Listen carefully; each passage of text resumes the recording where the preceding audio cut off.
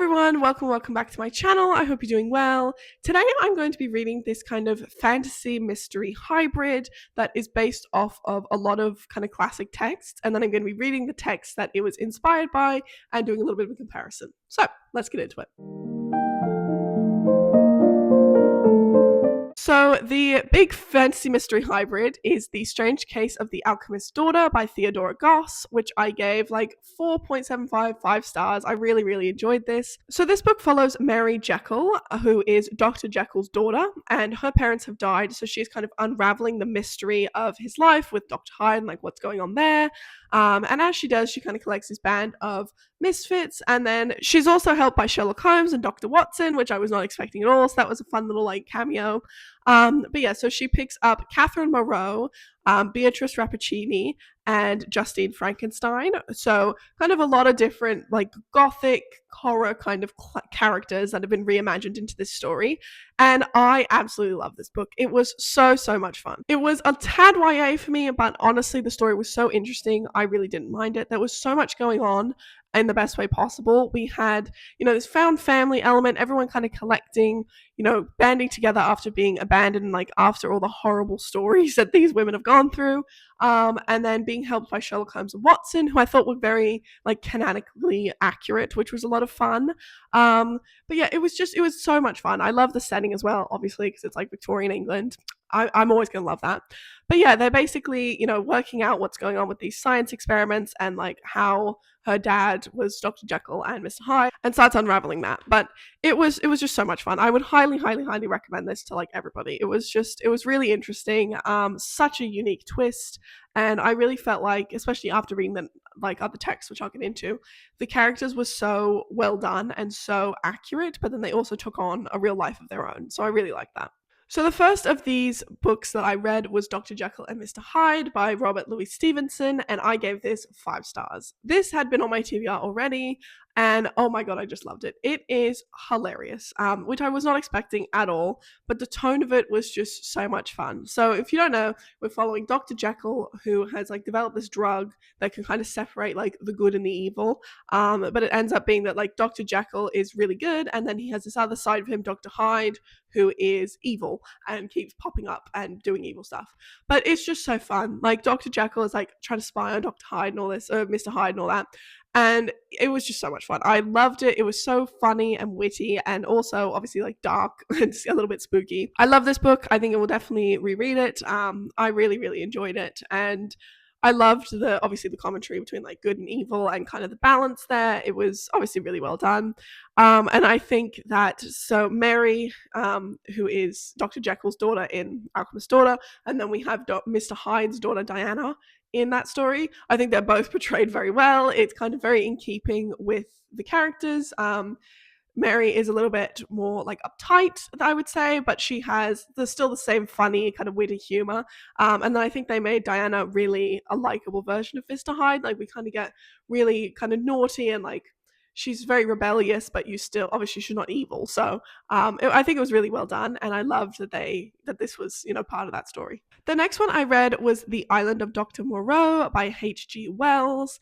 This was very interesting. So we follow this guy that basically gets shipwrecked on this island. And this island has this like disgraced scientist that's fled England and is doing all these genetic experiments where he's turning animals into men. And yeah, it was wild, very unique and kind of very creative story, which I really did enjoy. Kind of this mystical world. It was very interesting. There's a big commentary on kind of like playing God and God versus man. You also kind of get the ethics of eugenics and if we should be tampering with evolution and genetics like that.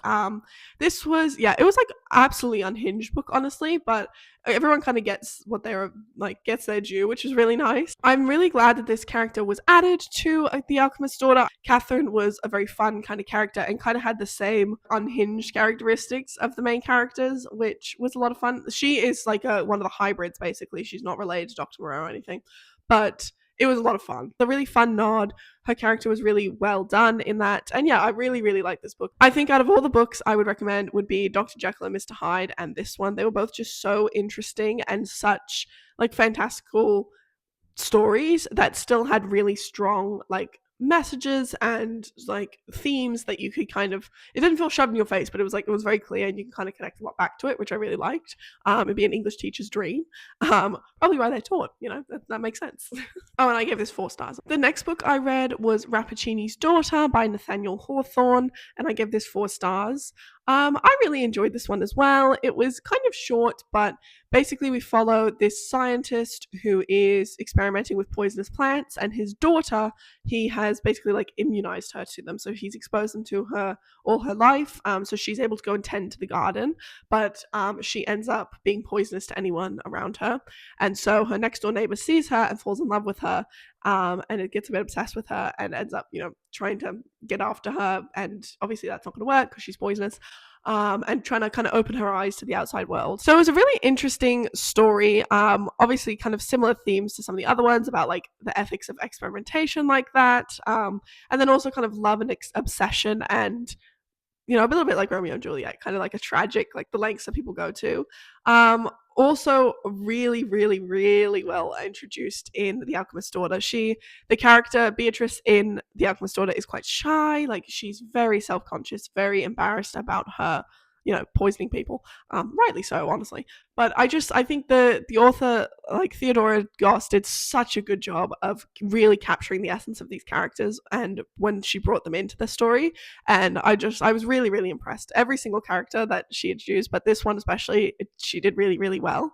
And I also like that in The Alchemist's Daughter, it kind of changes the narrative a bit so that Beatrice can have more of like, she gets her found family, which is a happy ending, but she just kind of takes power of her own story a little bit, which I really liked because she would have been so controlled her whole life. The next book I read was Frankenstein by Mary Shelley. I gave this 3.754 stars. I think it was a little bit long, but I did really enjoy it. It's such a classic. I love the like letter within a letter kind of element of this, which actually Moreau's Island has as well, and I love that. I've read this before, like maybe 7 years ago, and I don't know what it is about this. Like I want to love it, but I do find it a little bit hard to get through at times. I think it just might be a little bit long. Some of it could be cut maybe. So Justine Frank is the character that is brought over from Frankenstein into The Alchemist's Daughter, and I don't think that we get to know her quite well enough in Frankenstein for her to be like super authentic kind of thing.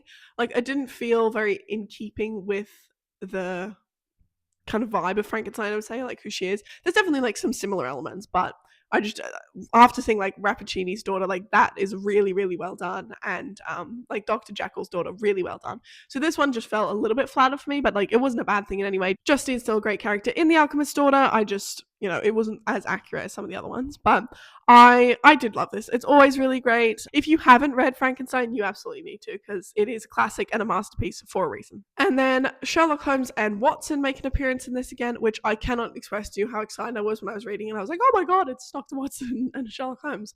But I did, while I know them both very well, I've been reading through like all of their stories. I did take this opportunity to tick another one off the list, which was Valley of Fear. This follows, we're at like a country manor and there's a murder and we go, and then there's a whole connection to like this gang, I think it was in Chicago, and all that going on. It was very much like Scarlet Letter? No. The Study in Scarlet. There we go. The Scarlet Letter. Where did that come from? It's the Nathaniel Hawthorne sticking in my brain. So Valley of Fear was very similar to the Scarlet. No. Oh my goodness. Valley of Fear was very similar to A Study in Scarlet, because kind of like the first half is a mystery in England, and then we get the backstory, which is tied to some crazy stuff happening in America. I do think I enjoyed A Study in Scarlet more, and like that backstory, I actually found it really interesting. I know a lot of people hate it. The Valley of Fear one was also very interesting, but it just went on a little bit. I think it's just a bit long. Which I think also, by the way, just such a tangent, but you can't, if you've read from some of Arthur Conan Doyle's like interviews, he did not love his Sherlock Holmes character, and he wanted to write like historical fiction, and he would like try that out, and it did miserably, and everyone just wanted him to go back to Sherlock Holmes. So I feel like this was his little protest where he's like, well, fine, you've been hooked in by Sherlock Holmes, now we're going to spend the next like 2/3 of this book and write about my historical fiction I want to read about. But I gave this 4 stars. I think it was probably more like a 3.5, maybe a 3, but I always really enjoy these. It's always fun to see Sherlock Holmes and Watson. I think their characters were very well adapted. We kind of got to see more of Watson's, like obviously you don't really see much of Watson in the like novels, because he's the narrator, so you're not getting like an objective view of him. And I think it was really fun because he is very similar to what I would expect in these books. Like, he's very caring. It kind of reminds me of Sherlock, the BBC's Watson. He's just like very calm and caring and just like sweet. And I really liked that. Obviously, like, still, doing stuff, but it was just nice to see him like being very careful of the girls, and yeah, like helping them with that. So those are all the books I read for this. I'm not sure that I would recommend reading them all back to back like this, but I really did enjoy getting to see kind of where the Theodora Goss got her inspiration and where these characters came from. And it was really nice to kind of get that insight. And I also have been wanting to read more classics this year, so it was nice to kind of do some like gothic classics, horror classics. But yeah, so A Strange Case of the Alchemist's Daughter was on my physical TBR, so I have ticked that off, although I will not be unhauling it. I might at a later date after I finish the series, like get to the next book in the series, but for now it is staying on my shelves, and I will definitely be continuing that series, which is naughty because I'm not trying to start series. And then I did also make progress in my Sherlock Holmes series by taking another one off the list. So it was a pretty productive video, you could say. I hope you guys enjoyed. If you did, consider hitting like or subscribing, and I would love to hear in the comments if you guys have read any of these, and if you have, what your thoughts were, or if you have any recommendations of similar stuff that you think I might like. And yeah, hope to see you guys in another video soon. Bye!